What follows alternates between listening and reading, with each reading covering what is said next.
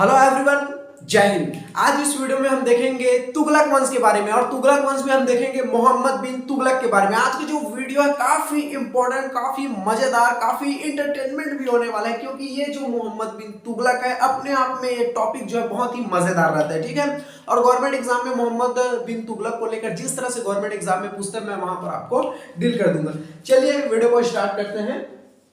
तुगलक वंश, तुगलक वंश में आज क्या देखेंगे? मोहम्मद बिन तुगलक। ठीक है, मोहम्मद बिन तुगलक का वास्तविक नाम जूना खां था। ठीक है, बहुत बार इसे स्टेट पीएससी गवर्नमेंट एग्जाम में पूछा जा चुका है कि मोहम्मद बिन तुगलक का वास्तविक नाम क्या था, तो आपको ध्यान में रखना है जूना खां। ठीक है, मोहम्मद बिन तुगलक का वास्तविक नाम क्या था? जूना खां। चलिए अगला देखते हैं। इतिहास में मोहम्मद बिन तुगलक को मूर्ख शासक, पागल सुल्तान और रक्त पिपासु शासक के नाम से जाना जाता है। देखो, आपको डायरेक्टली किस तरह से पूछा जाएगा कि मोहम्मद बिन तुगलक का वास्तविक नाम क्या है? जूना खां। मूर्ख शासक निम्न में से हैं मोहम्मद बिन तुगलक। पागल सुल्तान किसे कहते हैं? मोहम्मद बिन तुगलक। रक्त पिपासु शासक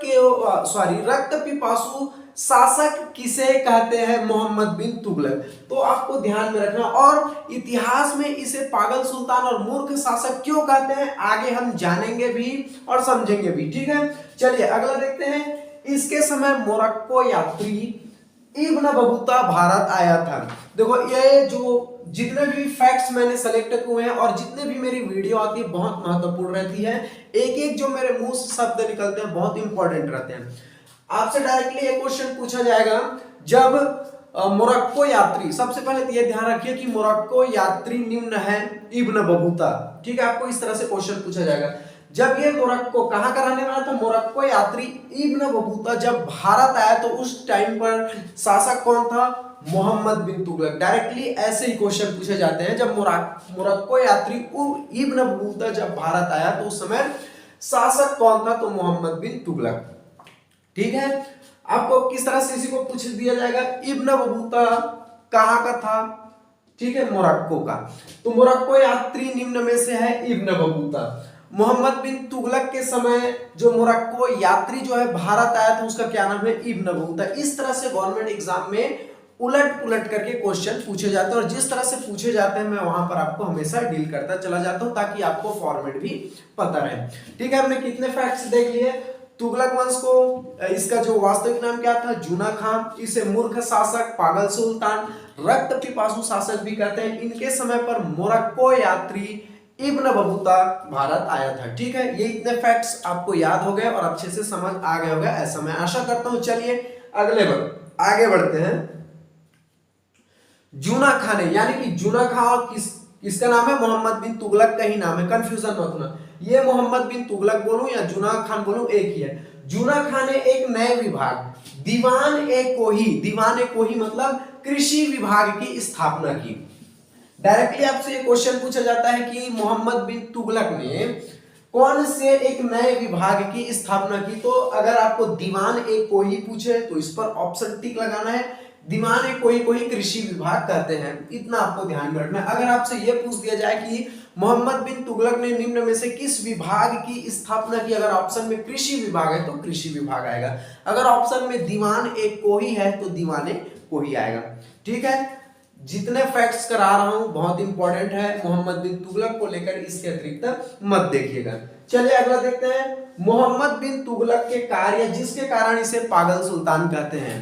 ठीक है, अब देखेंगे कि इसे इतिहास में मूर्ख शासक या पागल सुल्तान क्यों कहते हैं, क्या रीजन क्या है कि मोहम्मद बिन तुगलक को जो है पागल सुल्तान या मूर्ख शासक कहते हैं। चलिए इनके कार्य देखते हैं, इनके कार्यों के कारण ही इसे पागल सुल्तान कहा जाता है। चलिए एक एक करके देखेंगे। सबसे पहले इनके कार्य है दोआब क्षेत्र में कर वृद्धि। देखो ध्यान से समझिएगा कि इनके मैं कारण बता रहा हूं, इनके कार्य बता रहा हूं जिसके कारण मोहम्मद बिन तुगलक को जो है मूर्ख शासक कहते हैं। दोआब क्षेत्र में कर की वृद्धि, अब ध्यान से समझिएगा। दोआब क्षेत्र में उस टाइम पर अकाल पड़ा हुआ था। अकाल किसान का क्या है, उस टाइम पर पानी वानी नहीं गिरा था, अकाल पड़ गया था, फसल अच्छे से उपज नहीं हुआ था। अकाल का मतलब समझते हो ना कि वहां पर पानी ना पड़ना और फसल जो है कहीं ना कहीं उतना प्रोडक्शन नहीं आया, लेकिन जिस टाइम पर अकाल पड़ा दोआब क्षेत्रों में, उसी टाइम पर मोहम्मद बिन तुगलक ने जो है टैक्स में वृद्धि कर दी। अब बताओ बोला, जिस टाइम पर किसानों को कोई उपज की प्राप्ति हुई नहीं, वहां पर अकाल पड़ा हो, और ऐसे शासक हैं ये कि जो है जिस टाइम पर अकाल पड़ा किसानों के लिए, उसी टाइम पर जो है टैक्स में वृद्धि कर दी। तो किसान, यहाँ के जो किसान थे वो इनका विद्रोह करने लग गए कि अब कैसे शासक है, हमको अकाल पड़ा, खाने के लिए फसल भी नहीं है, और आप जो है क्या कर रहे हैं, टैक्स में वृद्धि कर रहे हैं। तो ये जो है विद्रोह कर दिया, अपने शासकों के खिलाफ ही किसानों ने विद्रोह कर दिया। तो इस कारण से इसे जो है इतिहास में पागल शासक के नाम से जाना जाता है। अरे भाई, किसानों के लिए खाने के लिए भी उपज नहीं हुआ, अकाल पड़ा हुआ है, और आपने टैक्स में और वृद्धि कर दी। उनके खाने के लिए नहीं, आपको टैक्स कहां से देगा? तो इस तरह से आपको ध्यान में रखना है, इसलिए इसे जो है पागल सुल्तान कहा जाता है। और ये जो मोहम्मद बिन तुगलक है, यानी कि जूना खां, ये किसी का सलाह मशवरा नहीं लेता था।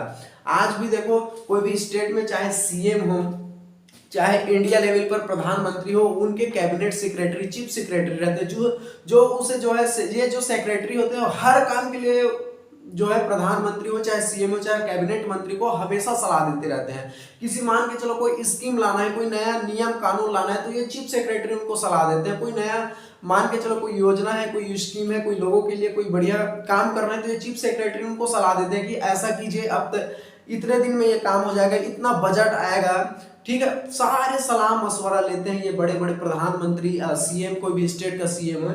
लेकिन ये ऐसा शासक था जो किसी का सलाह नहीं लेता था, और सलाह लेना भी चाहिए, क्योंकि आजकल देखो मैक्सिमम नेता तो पढ़े लिखे होते नहीं, जितने भी यूपीएससी लेवल के होते हैं वो चीफ सेक्रेटरी, कैबिनेट सेक्रेटरी होते हैं, वही इनको सलाह मशवरा देते हैं कि आप ऐसा कीजिए, इस काम को इतने दिन में हो जाएगा, यहाँ से ऐसा कीजिए। कोई भी तो मैक्सिमम जो सलाह मशवरा देते हैं आज के दिन में भी सीएम पीएम को भी, तो वो सेक्रेटरी देते हैं। तो ये जो मोहम्मद बिन तुगलक था, किसी का सलाह, किसी का बात सुनता ही नहीं था, तो ये अपने मन के हिसाब से करता था, पता तो इनको होता नहीं था कुछ। तो ठीक है, तो ये पहला रीजन था कि दोआब क्षेत्र में क्या है, कर में वृद्धि, कर में वृद्धि कर दिया, इसी टाइम पर अकाल पड़ा हुआ था और किसानों ने विद्रोह कर दिया। ठीक है, एक फर्स्ट रीजन ये है कि इसलिए इसे पागल सुल्तान कहते थे। अगला हम देखेंगे राजधानी परिवर्तन। मोहम्मद बिन तुगलक ने राजधानी परिवर्तन कहा। देखो, सबसे पहले मोहम्मद बिन तुगलक का जो राजधानी था दिल्ली था। अब दिल्ली से मंगोलों का आक्रमण से इनको खतरा था, किसको, मोहम्मद बिन तुगलक को। तो मोहम्मद बिन तुगलक ने जो अपना राजधानी पहले दिल्ली था, दिल्ली से लेकर कहां कर दिया, दौलताबाद कर दिया। ठीक है, अब ये अप्रैल मई का महीना था, अप्रैल मई का महीना बहुत टेम्परेचर का समय था। तो ये मोहम्मद बिन तुगलक जो है अपना राजधानी कहा, दिल्ली से दौलताबाद किया। तो दिल्ली से दौलताबाद जब उन्होंने अपना क्या किया, राजधानी परिवर्तन किया, तो अब जितने भी सैनिक हैं सबको लेकर चले गए कहा, दिल्ली से दौलताबाद। आप ध्यान रखिए, दिल्ली से जब आप दौलताबाद जाएंगे तो बड़े बड़े पर्वत आएगा, जैसे कि विंध्यन पर्वत आएगा, सतपुड़ा पर्वत आएगा, अजंता पर्वत आएगा, बड़ी बड़ी नदियां आएगी, जैसे नर्मदा नदी आएगी, ताप्ती नदी आएगी, गोदावरी नदी आएगी। तो अप्रैल मई के महीने अपने पूरे सेना फौज को लेकर के कहा, दिल्ली से दौलताबाद चलेगा, और बड़े बड़े पहाड़ को हेल करके जा रहा है। ठीक है, जैसे मैंने बताया, विंध्यन पर्वत, सतपुड़ा पर्वत, अजंता पर्वत, बड़े बड़े नदी जैसे कि नर्मदा नदी, ताप्ती नदी, गोदावरी नदी। अप्रैल मई का महीना था। आधे इनके जो सैनिक है टेम्परेचर में, ये पहाड़ चढ़ते, इतने धूप में आधा लोग तो ऐसे ही मर गए। जब ये दिल्ली से दौलताबाद पहुंचा तो देखा मोहम्मद बिन तुगलक ने, आधा हमारा फौज सैनिक कहाँ गए, तो बताया कुछ लोगों को पहाड़ चढ़ते चढ़ते आधे लोग ऐसे ही मर गए। तो फिर ये क्या था, मोहम्मद बिन तुगलक जो है दिल्ली से फिर दौलताबाद से फिर दिल्ली जो है अपनी राजधानी परिवर्तन कर दिया। ध्यान से, सब पहले दिल्ली से जो है क्या दौलताबाद किया, आधे सैनिक तो भूख प्यास से ऐसे ही मर गए, इतने बड़े बड़े पर्वत नदी को पार करते करते। अब जब दौलताबाद पहुंचा तो फिर इन्होंने क्या कर दिया, नहीं अब दौलताबाद पर नहीं रखेंगे, अब फिर दिल्ली राजधानी बनाएंगे, फिर यहां से लेकर चले गए, फिर बड़ी बड़ी नदियां पर्वतों को जो है पार करके आधा सैनिक ऐसे ही मर गया। इनके सैनिक ही इनके खिलाफ हो गए थे। तो ये इनकी मूर्खता के कारण इनके सैनिक जो है बिना मतलब के जो है मर गए थे। तो इसलिए इनको भी जो है क्या कहते हैं, इतिहास में पागल सुल्तान के नाम से जाना जाता है। किसी की सलाह मशवरा लेते नहीं थे, एक ही साथ चलो राजधानी परिवर्तन कर लेते हैं, ऐसा थोड़ी ना होता है। किसी भी जगह पर राजधानी बनाने के लिए पूरे सोर्स का होना जरूरी है। है नहीं, वहां पर इंडस्ट्रियल हो, आज के समय पर सड़क हो, खाने पीने की सुविधा हो, आपकी हर चीज रहने की। ये नहीं कि 2-4 दिन में आप नया राजधानी बना लो, नया शहर बना लो, ऐसा थोड़ी ना होता है। तो ठीक है, तो इनके जो सेकंड काम क्या है, राजधानी परिवर्तन। आपने देखा कैसे इनके सैनिक जो है इतने बड़े बड़े पर्वत और नदियों को पार करते, ऐसे मर गए, जब और मरा तो दौलताबाद से फिर दिल्ली कर दिया, फिर मरो। तो इस कारण से इनको जो है इतिहास में जो है पागल सुल्तान के नाम से जाना जाता है। अगला हम देखेंगे थर्ड रीजन जिसके कारण इसको पागल सुल्तान कहते हैं, सांकेतिक मुद्रा का प्रचलन। देखो, यह एक ऐसा शासक था जिन्होंने चांदी के सिक्के के बदले तांबे के सिक्के चलवाए। ध्यान से समझिएगा, यह एक ऐसा शासक था, इन्होंने यह कहा कि अब चांदी के सिक्के बंद हो जाएंगे। मित्रों, आज रात 8 बजे के बाद ठीक है, ध्यान से हम हंसी मजाक कर रहे थे थोड़ा बहुत। ये जो था मोहम्मद बिन तुगलक, इन्होंने ये कहा कि चांदी के सिक्के अब नहीं चलेंगे, अब चांदी के सिक्के की जगह क्या, तांबे के सिक्के चलेंगे। तो इन्होंने क्या किया, अपने पास जितने चांदी थे, अपने पास जितने भी चांदी थे उनसे इन्होंने क्या किया, तांबे के सिक्के खरीदे, तांबा को खरीदा मुद्रा में चलाना है करके। अब बताइए भला, अगर आपके पास सोने हो और आप सोने के बदले लोहे खरीदने जा रहे थे, तो ये ऐसा आ सकता है, ये चांदी के बदले क्या किया, तांबे खरीदा, ताकि हम तांबे के सिक्के चलवाएंगे। और इनके जो सिक्के का डिजाइन इतना सस्ता था, तांबे का सिक्का इन्होंने चलाया, तांबे का जो सिक्का था इतना सस्ता था कि कोई भी व्यक्ति, कोई भी लोहार हो, कोई भी बढ़ई हो, कोई डिजाइन करता हो, वो आसानी से इनके सिक्के को बना लेता था। वैसे भी तांबे तो हर जगह ऐसे ही इजिली उपलब्ध हो जाते थे, जितने भी उस टाइम पर लोहार कारीगर थे वो तांबे के सिक्के ऐसे ही बना लेते थे। और जो है पूरे मार्केट में क्या है, नकली मुद्रा है उनका प्रचलन हो गया। तो ये एक ऐसा शासक था जो चांदी के बदले जो है क्या खरीदा, तांबे खरीदा, तांबे के ऐसे सिक्के चलवाए जिसे आदमी जो है इजिली क्या कर लिया, बना लेता था। और दूसरा बात यह है कि ये ज्यादा वैल्यू का सिक्का बना देता था। फॉर एग्जांपल आप समझिए, इन्होंने मान के चलो 200 रुपए के सिक्के बनवाए, 200 रुपए के क्या, तांबे के सिक्के बनवाए। तांबे तो इजिली मिल जाते थे, तो सोनार जो होते थे उस टाइम पर, जो बढ़ई कारीगर होते थे, तांबे तो उनको इजिली प्रोवाइड हो जाता और बनाने में उतना खर्च भी नहीं आता। 5 रुपए के खर्चे में 200 रुपए का सिक्के ऐसे ही मिल जाते थे, यानी कि इन्होंने ज्यादा वैल्यू का सिक्का बनवा दिया था। समझ रहे हो ना, जैसे 200 रुपए का इन्होंने सिक्का चलवाया, अब आम जनता को ऐसे ही तांबा तो ऐसे ही मिल जाता था, तो 5 रुपए के खर्चे में 200 रुपए का सिक्का मिल जाता था। इसलिए से मार्केट में जो है तांबे का सिक्का का ऐसे ही प्रचलन हो गया, मतलब नकली मुद्रा सबसे ज्यादा होने लगा। इस कारण इसे क्या कहते हैं, पागल सुल्तानों में से गिना जाता है। अब बताइए भला, कोई जो है चांदी के बदले तांबे खरीदेगा, तांबे वो भी सबसे ज्यादा वैल्यू का इन्होंने सिक्का चलाया, जो कारीगर होते थे इजिली बना लेते थे। आज के टाइम में आप देखो कि अगर 10 रुपए का भी नोट होता है तो इसमें इतने डिजाइनिंग किए जाते हैं, इतने उसमें चित्र किए जाते हैं, अलग अलग रंगों से किया जाता है। अगर कोई आज के दिन में भी अगर 10 रुपए का नोट बनाए तो उनको कम से कम 1000 का खर्चा आ जाए। आज के 5 रुपए या 10 रुपए के सिक्के में भी देखना कि अलग अलग मेटल के बने होते हैं, उनके डिजाइन इतने खतरनाक होते हैं कि अगर आप 10 रुपए का सिक्का भी बनाना हो तो आपको 100 रुपए का खर्चा आ जाएगा। तो कौन बनाएगा, 10 रुपए के सिक्के के चक्कर में आपको 100 रुपए का ऑलरेडी खर्चा आ रहा था, आता है। तो इस तरह आज के दिन में जो वैल्यू होती है उसकी डिजाइन की होती है। ध्यान से समझिएगा, आज के दिन में अगर सिक्के बनाते हैं तो सिक्के की वैल्यू नहीं होती, उसके डिजाइन की वैल्यू होती है। तो उस टाइम पर यह गलती कर दिया था कि इतने इजिली तांबे तो पहले इतने आसानी से मिल जाते थे, ऊपर से इतने वैल्यू का सिक्का चला, दूसरी बात इजिली इसमें डिजाइन नहीं होते थे, आसानी से बन जाते थे, इसलिए जो है मार्केट में क्या हो गया, पूरे नकली मुद्रा जो है चलने लगे। इस तरह से ये बेवकूफ शासकों में गिना जाता है, ठीक है। और कभी भी देख लेना कि जो भी नोट परिवर्तन करे या सिक्का परिवर्तन करे, उससे उतना जो है देश का परिवर्तन होने वाला बिल्कुल नहीं होता। तो ठीक है, आपने देखा दोआब क्षेत्र में कर वृद्धि, राजधानी में परिवर्तन, सांकेतिक मुद्रा चलाए, चांदी के सिक्के की जगह पर इन्होंने क्या, तांबे के सिक्के चलाए।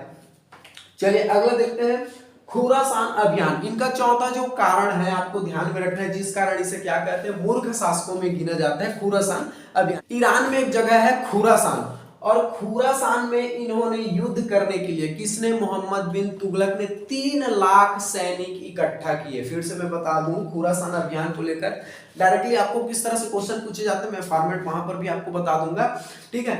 तो ईरान में एक जगह है खुरासान, और खुरासान के शासक के साथ इन्होंने युद्ध करने के लिए, किसने, मोहम्मद बिन तुगलक ने, ठीक है, समझ आ रहा है? मैं फिर से एक बार रिवाइज करा देता हूं। मोहम्मद बिन तुगलक ने ईरान के पास एक जगह है खुरासान, और खुरासान के इस शासक से युद्ध करने के लिए मोहम्मद बिन तुगलक ने 3 लाख सैनिक इकट्ठा किए और 1 साल का वेतन उसे एडवांस में दे दिया। आप समझिए कि आपको कोई जॉब मिला और आज से 5 साल का वेतन आपको आज के दिन दे दिया। तो ऐसे ही ये मोहम्मद बिन तुगलक था। खुरासान, ईरान के पास क्या है, एक जगह है खुरासान। खुरासान के शासक के साथ इन्होंने क्या कहा है, युद्ध करेंगे बोल दिया और 3 लाख सैनिक इकट्ठा कर लिया और 3 लाख सैनिक को 1 साल का वेतन जो है एडवांस में दे दिया। बताओ, 3 लाख सैनिक, उनका 1 साल का वेतन दे दिया, प्लस उनके रहने खाने ड्रेसअप का पूरा खर्च उठाया। घोड़े रखे हुए थे तो घोड़े का चारे का खर्चा, पूरा खर्चा मोहम्मद बिन तुगलक ने दिया, वो भी 1 साल का एडवांस वेतन दे दिया। और बाद में ये पता चला कि ये जो मोहम्मद बिन तुगलक है, जहां खुरासान के शासक से युद्ध करने वाला था, बाद में इनसे मित्रता कर ली, संधि कर ली। अब बताओ भला, इतने सैनिक को आपने पकड़ कर रखा था, 1 साल का वेतन दे दिया कि इन खुरासान के शासक के साथ आपको क्या करना है, युद्ध करना है। और पूरे इनके जो सैनिक थे मोहम्मद बिन तुगलक के, पूरे जोश में था कि कब होगा युद्ध, कब होगा, कब हम उनके ऊपर चढ़ाई करें, कब हम उनके ऊपर आक्रमण करें। ये पूरे जोश में था और ये जितने भी सैनिक थे अपने घर भी नहीं गए हुए थे। और बाद में पता चलता है कि मोहम्मद बिन तुगलक ने इन्हीं से ही संधि कर ली। ठीक है, इनके जो सैनिक थे, 3 लाख सैनिक थे, वो आक्रोश, जो सैनिक थे वो जो है आक्रोश आ गए, हमको बेवकूफ बना दिया, हमको काहे के लिए इतने दिन घर द्वार से अपने फैमिली से दूर रहे, और बाद में पता चला आपने खुद उनके साथ क्या कर लिया, संधि कर लिया। तो इनके जो सैनिक थे इनके ही खिलाफ हो गए थे। तो ऐसा था ये मूर्ख शासक, आगे 1 साल का एडवांस वेतन भी दे दिया था, बाद में पता चला कुछ संधि कर ली। तो इस तरह से इन्हें इतिहास में पागल शासक के नाम से जाना जाता है, इनके कार्यों को देख करके। ठीक है, तो आपको गवर्नमेंट एग्जाम में कैसा पूछा जाएगा मैं थोड़ा सा आपको बता देता हूँ। मोहम्मद बिन तुगलक को किन कारणों से पागल सुल्तान कहा जाता है, ऑप्शन दे दिए जाएंगे। खुरासान अभियान इसमें से है, खुरासान अभियान के कारण, सांकेतिक मुद्रा प्रचलन के कारण, ऐसा आपको ऑप्शन दे दिया जाएगा। अगर आपको कॉन्सेप्ट पता रहेंगे, अच्छे से आपको इन्हें पढ़ा होगा, समझा होगा, तो आप इजिली बना सकेंगे। ठीक है, दूसरा महत्वपूर्ण बात यह है कि आपको पूछ दिया जाएगा कि जूना खां और किसका अन्य नाम है, तो मोहम्मद बिन तुगलक का। ठीक है, इस तरह से आपको मोहम्मद बिन तुगलक के जितने भी सारे टॉपिक है मैंने कंप्लीट करा दिए, इससे बाहर बिल्कुल भी नहीं आएगा। आपने ईमानदारी से अगर कर लिया तो एक भी क्वेश्चन आपसे छूटने वाला नहीं है। ठीक है, चलिए, थैंक यू वेरी मच, जय हिंद।